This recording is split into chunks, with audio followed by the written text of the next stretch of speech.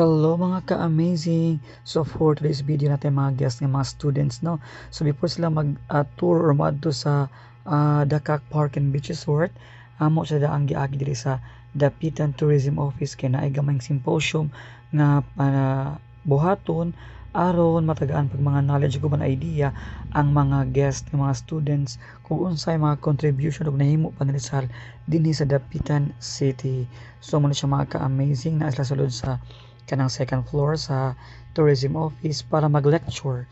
So napod si Sir din ang katudlo sa mga students mga facts about results ug about po Dapitan City kung unsa ni siya klase nga pagka-syudad. So man mga ka-amazing na minaw gyud ang mga estudyante no para mauli gid sila na sila ma-learn ug na sila makuha gyud gikan dinhi sa ilahang pagsuroy sa Dapitan City. So mga moabot po na siya mga 30 minutes ang symposium mga ka-amazing. Ay haslamado sa Rizal Shrine and then moadto sa Dakak Park and Beach Resort and then mag-lunch dayon ang mga bisita. So grabe ang mga estudyante na naminagid sila kay namagud sila kanang morabitog evaluation pag uli na sa ilahang lugar kung unsay kanang gipang istorya about diri sa Dapitan City.